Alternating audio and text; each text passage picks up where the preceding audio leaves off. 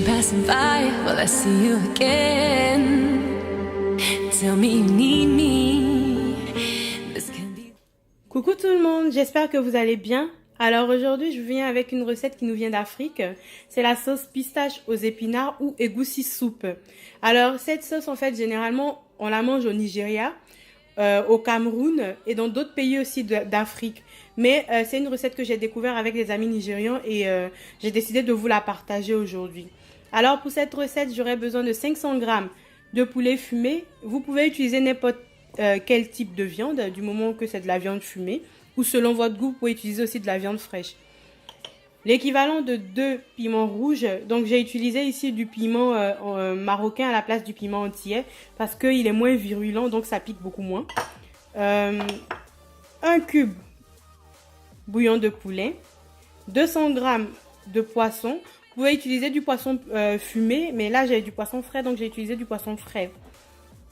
Des épinards que vous aurez hachés finement. Donc pour le moment, je ne les ai pas encore hachés, mais ça va être fait. Donc la quantité à peu près un bol complet. Donc ici, nous avons la pistache africaine. Donc elle est différente de la pistache qu'on trouve en fait en Europe. C'est des graines de courge moulues. Alors les propriétés de cette poudre, elle est riche en protéines et en matière grasse. Et elle a un goût vraiment succulent quand on l'utilise pour la préparation en fait de la sauce egusi. Nous allons utiliser aussi l'équivalent d'une cuillère à soupe, une grosse cuillère à soupe de poudre de poisson. Une cuillère à soupe de tomates concentrées. L'équivalent d'un gros oignon que vous aurez déjà découpé en dés. Un piment antillais que je n'ai pas écrasé, je vais juste le mettre en fait dans ma sauce pour le goût. Et si jamais j'ai besoin d'un peu plus de piquant, ben, je l'écraserai dans mon assiette directement. Et le dernier ingrédient, mais pas le moindre, c'est de l'huile de palme, de l'huile de palme non raffinée. Donc c'est de l'huile de palme non raffinée et donc la première pression à froid. Généralement, on entend que l'huile de palme n'est pas bonne pour la santé, mais c'est pas la même. Celle-là, c'est la version non raffinée qui garde alors toutes les propriétés nutritives en fait de l'huile de palme. Je vous invite à me suivre pour la suite de la recette.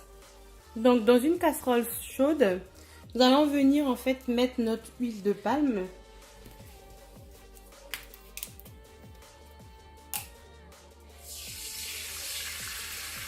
Donc, à peu près... on va dire 6 à 7 cuillères à soupe. Donc vous pouvez bien voir, il y a de la fumée parce que j'avais déjà mis ma casserole à chauffer. Donc dans mon huile chaude, je vais rajouter mes oignons.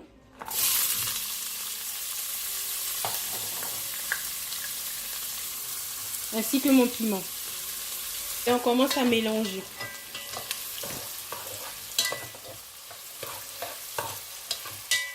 Donc on va bien laisser rissoler nos oignons et notre piment avant de rajouter les autres ingrédients.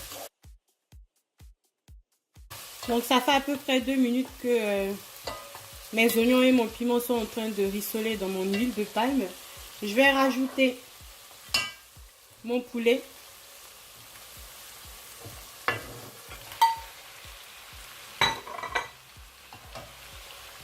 Ainsi que mon poisson. Et je vais laisser en fait rissoler pendant une dizaine de minutes. Donc pendant les 10 minutes de repos, n'hésitez pas à venir remuer de temps en temps. Comme ceci. Remuer pour éviter en fait que, vu qu'on est sur un feu au maximum, pour éviter que votre viande ou vos oignons et votre piment accrochent en fait au fond de la casserole.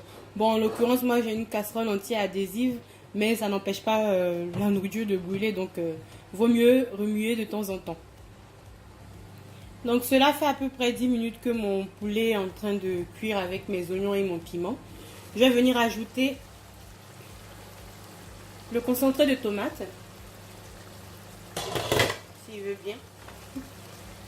Voilà.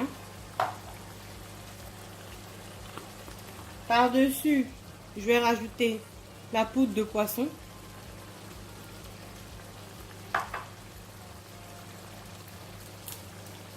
Donc, mon cube bouillon de poulet.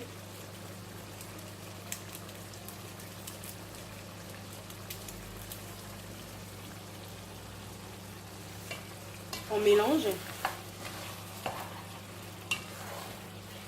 Pour être sûr que toutes les saveurs vont bien imprégner le poulet ou la viande qu'on aura mis à l'intérieur, bien sûr. Donc je sais que pour la préparation de cette sauce, il y a plusieurs manières différentes de la faire. Donc il y a certaines personnes en fait qui démarrent la cuisson des pistaches et ensuite mettent la viande. Mais moi je préfère toujours en fait commencer en incorporant ma viande pour pouvoir avoir en fait le goût de la viande dans la sauce. Donc c'est pour ça que j'ai mis ma viande en fait dès le départ, pour pouvoir en fait avoir le goût de la viande dans la sauce, pour avoir comme on va dire le bouillon en fait de la viande dans ma sauce. Et ça donne un meilleur goût en fait à la sauce parce que toutes les saveurs sont mélangées dès le départ. Donc après avoir ajouté ces ingrédients là, je vais laisser en fait cuire encore 5 minutes et ensuite je vais rajouter ma pistache. Ça fait 5 minutes que j'ai mis ma poudre de poisson, mon cube et mon concentré de tomate. À ce stade-là, je vais venir ajouter ma pistache africaine. Donc, c'est l'équivalent de 200 grammes de pistache.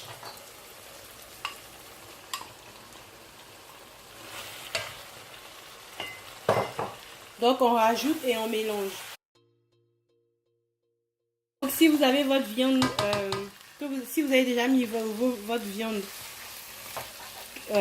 dans la sauce, remuez tout doucement pour éviter de casser en fait ou de déchiqueter votre viande dans la sauce. Il y en a qui préfèrent quand c'est en miettes, mais moi j'aime bien avoir quand même mes morceaux. Donc je ne vais pas trop remuer. Je vais venir ajouter l'équivalent d'un demi-verre d'eau. Donc dans un verre comme ça, ben, on met la moitié.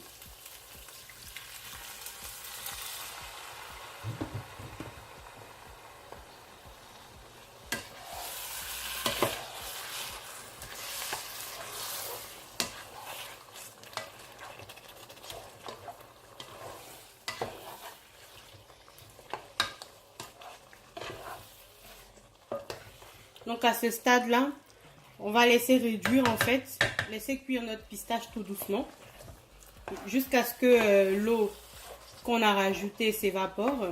On va rajouter encore une deuxième fois de l'eau. Et ensuite on mettra nos feuilles d'épinards et du sel. Donc avant de couvrir ma sauce, je vais venir ajouter mon piment entier. Voilà, et je couvre et je laisse mijoter jusqu'à réduction de ma sauce. Donc à ce stade là, je vais baisser un tout petit peu le feu, je vais le réduire à feu moyen pour éviter en fait que ma sauce n'attache. Donc pendant le temps de mijotage de la sauce, il faut toujours remuer un tout petit peu pour éviter qu'elle accroche en fait au fond de la casserole et qu'elle brûle. Donc comme vous pouvez le voir, le premier verre d'eau que j'ai mis, ça a évaporé. Je vais en rajouter un deuxième verre d'eau et laisser cuire.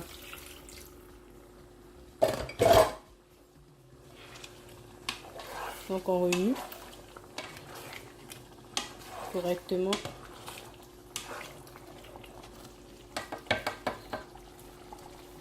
Et on laisse la sauce cuire sans la couvrir cette fois-ci en fait.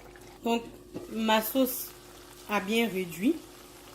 Vous pouvez voir en fait que ma pistache est cuite parce qu'en fait elle prend un aspect œuf brouillé. Je ne sais pas comment faire pour vous expliquer, mais une fois que votre sauce aura cet aspect là, ça veut dire qu'elle est presque prête en fait. Donc là on peut rajouter nos feuilles d'épinards que nous avons déjà émincées. Donc moi j'en mets beaucoup. Généralement on n'en met pas trop, mais moi j'aime bien les épinards, donc j'en mets un peu plus. On rajoute nos épinards, on mélange. Donc là on peut corriger en fait l'assaisonnement. Donc on va venir mettre du sel.